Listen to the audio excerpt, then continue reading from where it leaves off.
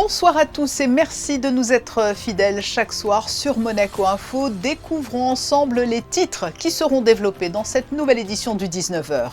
Nous nous rendrons en Andorre où les 20e Jeux des petits États d'Europe ont débuté aujourd'hui après la cérémonie officielle d'ouverture que vous avez pu suivre en direct sur notre antenne. Nous serons dans ce journal avec le ministre de l'Intérieur Lionel Beffre qui se trouve aux côtés de la délégation monégasque. L'occasion aussi de revenir avec lui sur le bilan du Grand Prix de Formule 1 qui a donné lieu à une grande affluence ce week-end.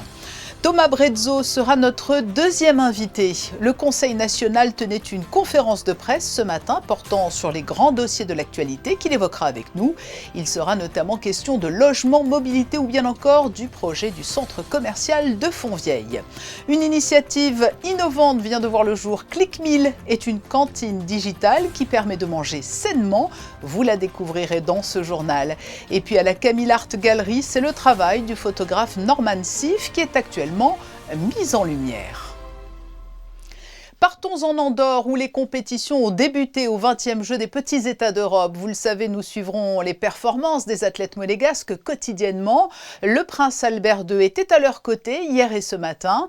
Lionel Beffre, le ministre de l'Intérieur, est lui aussi présent en Andorre. Nous le retrouvons sur place. Bonsoir. Bonsoir. Ce sont vos premiers Jeux des petits États d'Europe. Vous avez eu l'occasion d'assister à la cérémonie d'ouverture hier et de suivre les Monégasques dans leur premier jour de compétition. Quelles sont vos impressions ? D'abord, l'ensemble des athlètes et notamment à Monaco ont un très bon accueil ici en Andorre. Cérémonie d'ouverture réussie, brillante. Et puis aujourd'hui, les premiers pas des athlètes monégasques se déroulent très bien puisque on a déjà eu l'occasion de les voir gagner un certain nombre de matchs, que ce soit au beach volley ou ici des combats en judo. Donc les choses se présentent plutôt bien pour l'instant. Oui, Monaco est venu en Andorre avec une importante délégation. C'est le reflet de la bonne santé du sport en principauté.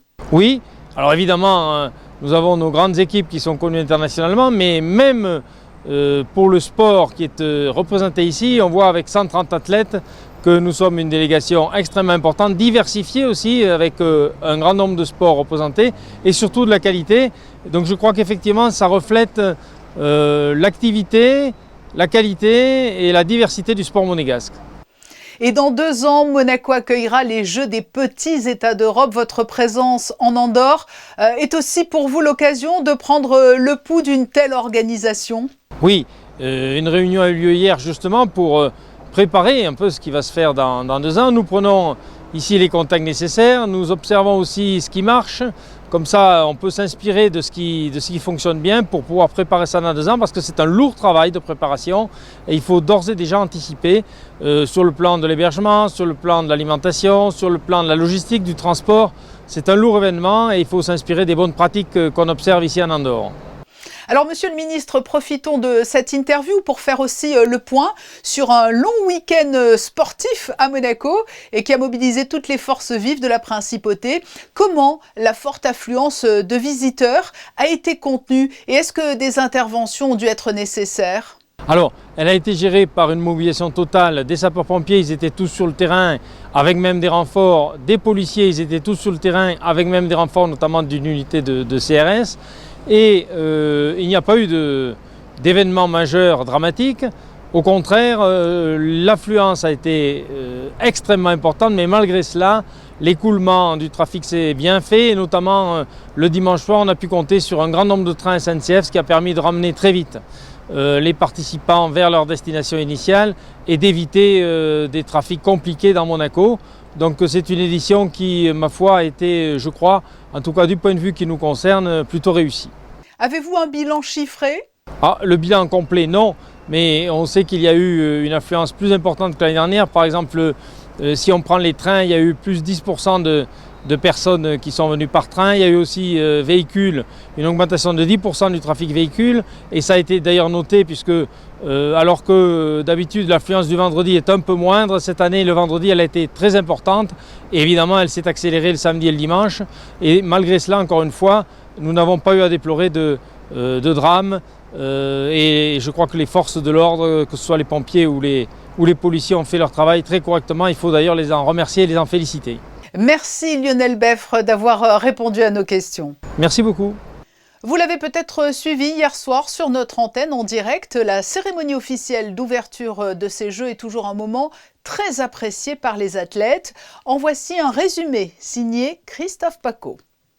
Et c'est au Stade national d'Andorre, au cœur des montagnes pyrénéennes, que s'est déroulé ce premier grand moment de partage, avec le traditionnel défilé des 9 nations participantes à ces 20e Jeux des petits États d'Europe, sous le regard du prince Albert II venu soutenir la délégation monégasque forte de 123 athlètes. Une délégation dans ses nouveaux habits de compétiteurs, emmenée par nos 2 porte-drapeaux, Sarah Halag, la judokate aux 10 médailles, et Théo Andan, déjà couronné par 5 fois sur un tour de piste, en individuel comme en équipe. Une formation monégasque soudée, unie, souriante, malgré l'air frais arrivé des montagnes alentours, où se cachait hier la mascotte de l'événement, l'espiègle Tamaro, qui par monts et par vaux, en passant par la capitale de ces Jeux, Andorre-la-Vieille, a longtemps joué à cache-cache avec les enfants et volontaire, jusqu'à déposer la flamme au pied d'une toute jeune écolière, toute heureuse de pouvoir passer le flambeau aux sportifs de son pays, fiers, eux, d'allumer ensuite la vasque olympique pour 5 jours. La réaction des athlètes monégasques a commencé par nos 2 porte-drapeaux à l'issue de cette cérémonie. C'était génial, extraordinaire. Une belle ambiance, chouette. J'étais très fier de porter le drapeau. C'était un moment incroyable. Et puis ça avait l'air sympa.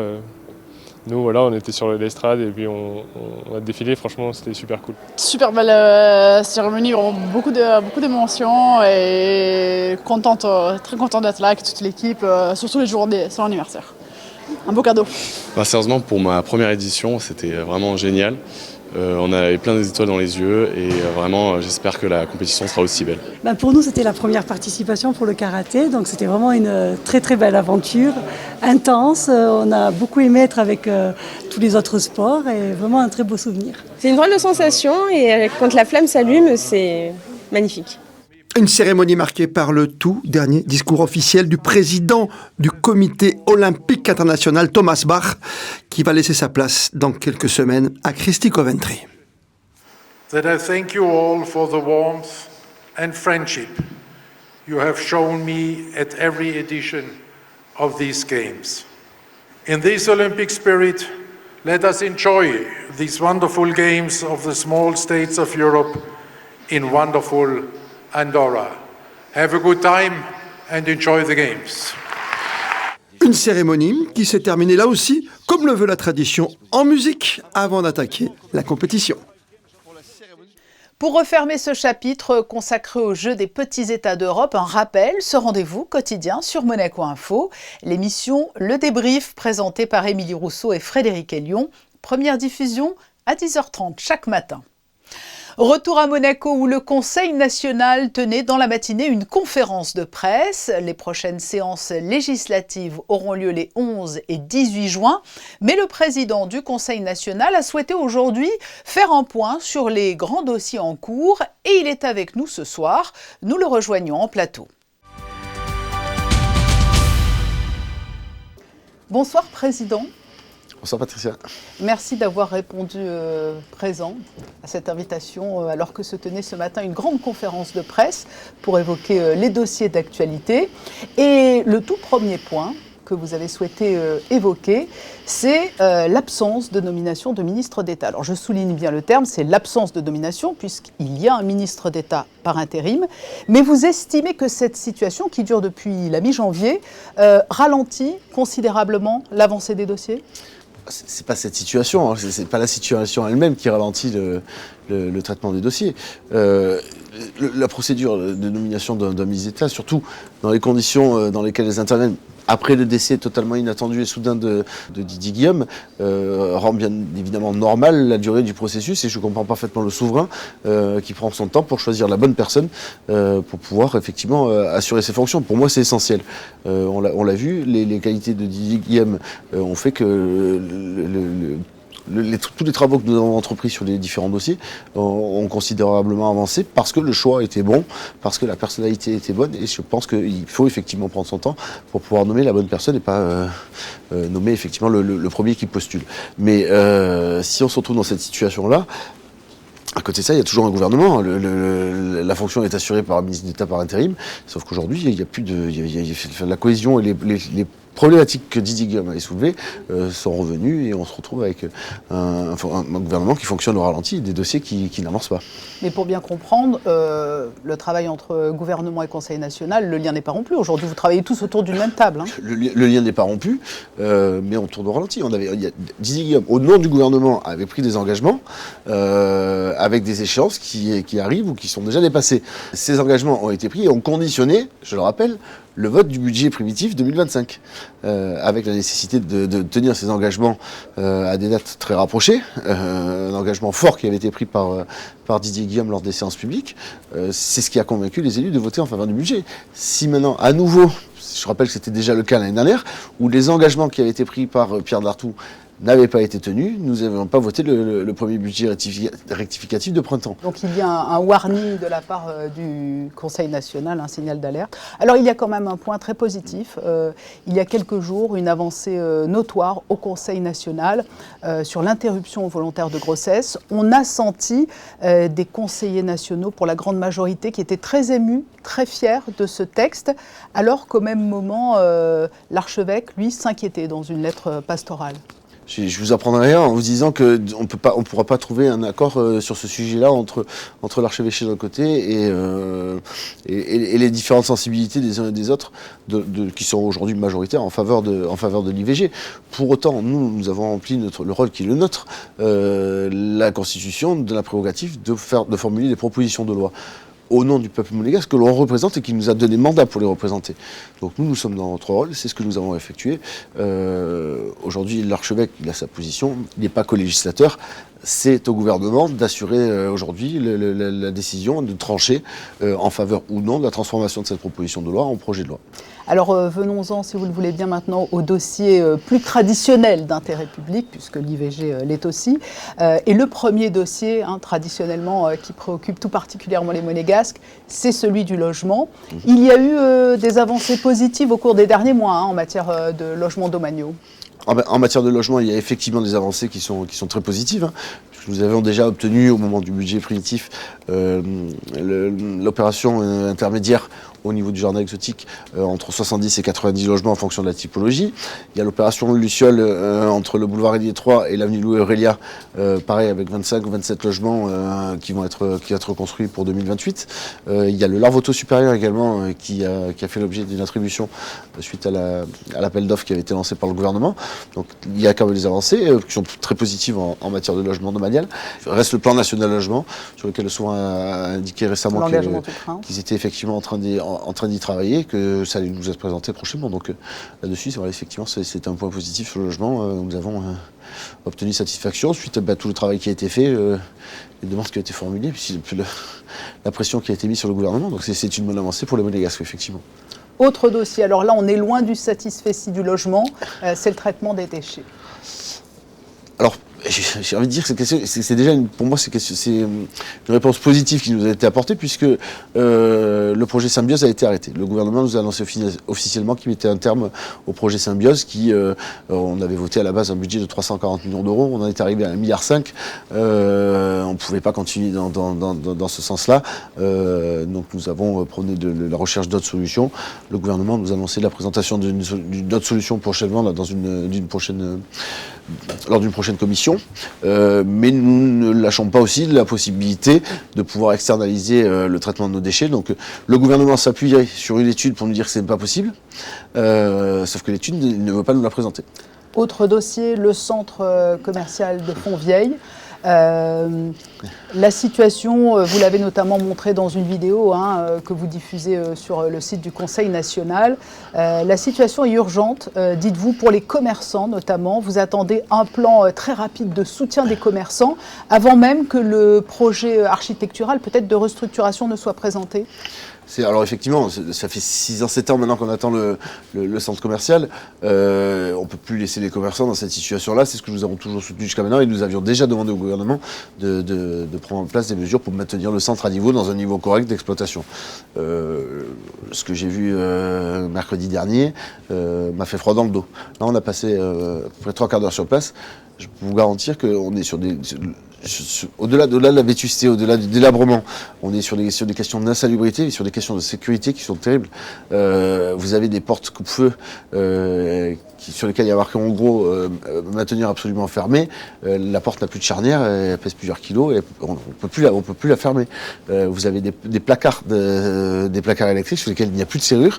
En fait, on a pu constater comme ça parce qu'un placard était entrouvert. On a ouvert le placard derrière, il y a des lignes de tension sur lesquelles il y a écrit danger de mort et sur lesquelles les enfants peuvent aller jouer. Là, j'ai écrit un courrier directement le jour même. On est au pied du mur là, selon vous. Ah là, pour moi, c'est clair et net. On a des issues de secours qui sont condamnées. Pour moi, il y a un problème. S'il y a un problème, il y a un incendie ou quoi que ce soit, on met les gens en danger. Et là, par contre, c'est inadmissible. Dossier urgent, on l'a compris, Thomas Brezzo. Nous ne pourrons pas évoquer ensemble tous les dossiers d'intérêt public, ils sont nombreux.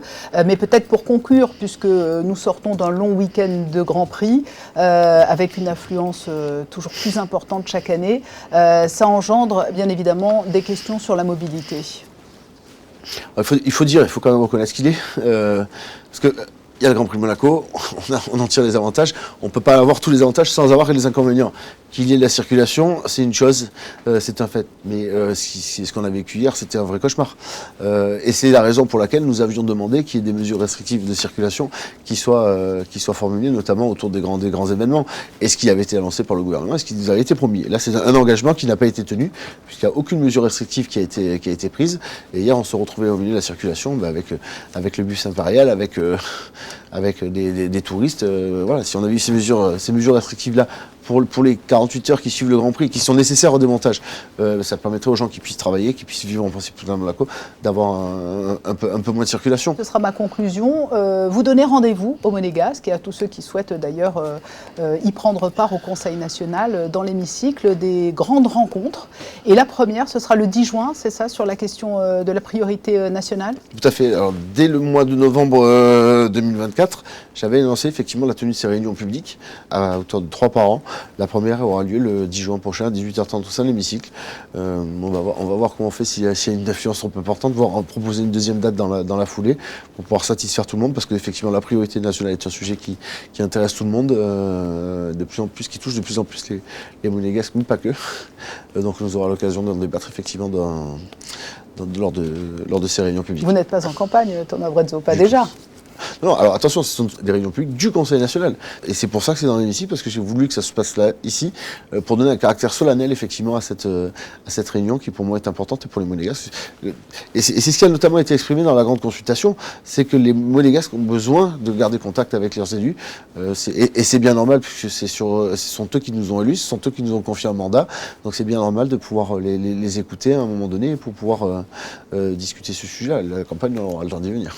Rendez-vous est pris donc le 10 juin avec tous ceux qui le souhaiteraient donc, au Conseil national. Merci beaucoup Thomas Brezzo d'avoir répondu à notre invitation et d'être venu sur notre plateau alors que se tenait ce matin une grande conférence de presse. Je vous remercie. Merci à vous Patricia et bonne soirée. Focus à présent sur une jeune entreprise monégasque créée en janvier dernier et qui a démarré ses activités il y a moins d'un mois. ClickMeal propose des réfrigérateurs connectés pour la pause déjeuner en entreprise. L'hôtel Métropole est le premier client de ClickMeal. Les explications dans ce reportage de Fabien Bonilla et Alexa Vial. C'est en quelque sorte une cantine digitale. C'est un nouveau concept en principauté. Les employés de l'hôtel Métropole peuvent désormais se retrouver dans le restaurant des collaborateurs pour choisir leur repas 7 jours sur 7. L'objectif, manger sainement des plats préparés, c'est le concept élaboré par la jeune société ClickMeal. Alors tout est produit à Fontvieille, donc par Costa, qui a été racheté maintenant et qui a une partie traiteur sur laquelle nous on a onboardé. Donc on crée des repas vraiment, il y a des repas qui sont créés pour le service ClickMeal. On propose des entrées plats, plats desserts. On peut aussi faire entrée plat dessert en fonction de son envie. On va proposer un peu de tout, des plats froids, des plats chauds, des salades, des pokés, des currys. Voilà, on va avoir des desserts. La particularité de ClickMeal, c'est que tout est fait maison. On bénéficie des boulangers qui font tous les pains maison, les pains à focaccia, les pâtissiers pour tout ce qui est viennoiserie. Et après, on a des cuisiniers qui font tous les repas, les salades au quotidien. 3 réfrigérateurs connectés sont remplis chaque matin par Monacours. Ce sont environ 150 formules de disponibles, que ce soit entrée et plat Aux plats et desserts, une formule qui a séduit l'hôtel Métropole. On a fermé l'hôtel pendant 5 mois pour faire des rénovations des chambres et on en a profité pour faire des rénovations annexes, notamment pour les collaborateurs. Donc on voulait un vrai restaurant des collaborateurs où ils pouvaient se sentir bien et prendre une pause agréable.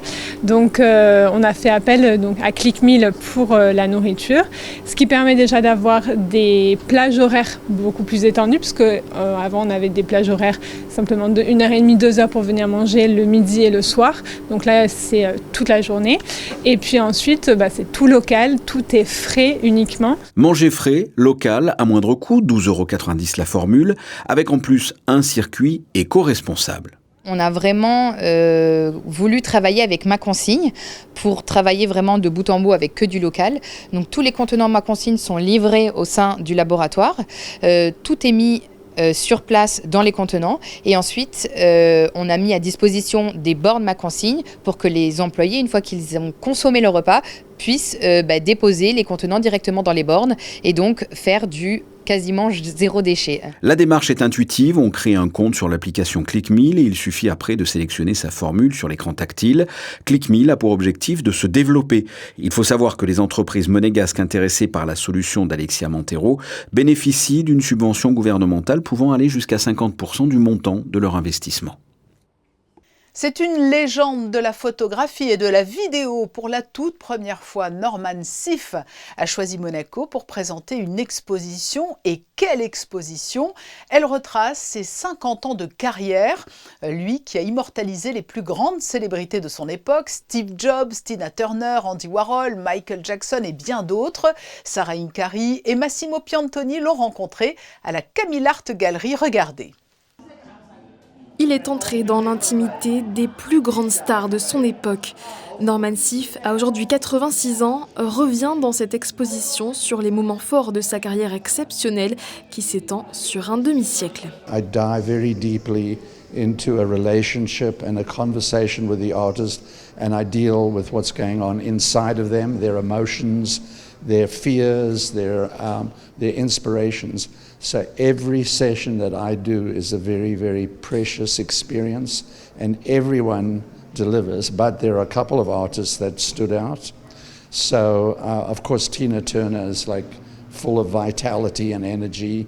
Ray Charles, even though he was blind, was one of the most articulate people I've ever met around explaining the inner journey. And why I say inner journey? La liste des célébrités avec lesquelles Norman Seeff a collaboré est impressionnante, mais une en particulier a profondément marqué l'artiste. A lot of artists, you have to build up confidence for them to get comfortable. Tina Turner walks out like that, she's on, and I'm firing as fast as I can. I'm trying to keep up with her. My strobe blew up, and I couldn't. Thank God I had an extra one, but the strobe blew up, and I couldn't shoot. And normally, what an artist does when something goes down, they go to their dressing room. Tina Turner didn't go away. She stood on the stage, and she started to dance, and she made up a whole character called a rock and roll ballerina. And at the end of it, she sings with the most incredible power that just blew everyone away. Une séquence que le photographe et cinéaste sud-américain a filmée et qui fera partie d'une série télévisée qu'il espère dévoiler d'ici la fin de l'année. La Luxury Society a organisé sa soirée de clôture au Coya Monte-Carlo. Il s'agit d'un club qui réunit depuis 2 ans des étudiants du luxe de l'Université internationale pour les mettre en relation directement avec les professionnels du secteur présents à Monaco. Le cocktail organisé permettait donc de les faire se rencontrer à l'occasion de la fin d'année. Écoutez les précisions de la fondatrice et du président du club sur ce concept. Le but, c'est vraiment de développer leur culture luxe, qu'ils comprennent vraiment l'histoire du luxe, l'enjeu même géopolitique du luxe, économique. Donc vraiment qu'ils aient vraiment une compréhension globale de cette industrie. Et puis aussi de développer leur réseau, parce qu'aujourd'hui, travailler dans le luxe, c'est aussi avoir un bon réseau, connaître du monde. Et donc le but, voilà, c'est de pouvoir les mettre en relation en fait, les uns les autres avec des professionnels, et puis aussi de créer vraiment ce côté très membre où on se connaît tous parce que justement les étudiants de la Luxury Society sont les futurs professionnels du luxe. C'est un club qui est très récent. L'année dernière, nous avons eu quelques lectures et quelques workshops. Tous les professionnels, j'ai envie de dire, de ce soir sont nouveaux pour cette année qui s'achève pour nous. C'est vraiment une très très belle collaboration, notamment donc avec de très belles maisons du groupe LVMH ou Kering et ainsi la SBM. C'est aussi une soirée pour donc remercier, comme vous l'avez compris, tous ces professionnels qui nous ont tant aidés cette année. Nous refermons ce journal avec cette belle récompense pour Marcel Ravin, le chef du Blue Bay et de l'Elsa. Il a décroché le premier prix dans la catégorie chef au Hotel & Lodge Awards, décerné le 13 mai dernier à Paris. Et pour clore cette édition, les photos du jour. Je vous le disais au début de ce JT, c'est parti au jeu des petits États d'Europe où les compétitions ont débuté aujourd'hui après la cérémonie officielle d'ouverture hier soir et le tout sous le regard du prince Albert II. Les clichés sont signés Manuel Vitali. Je vous donne rendez-vous demain à 19h pour un nouveau journal sur Monaco Info. Passez une belle et douce soirée.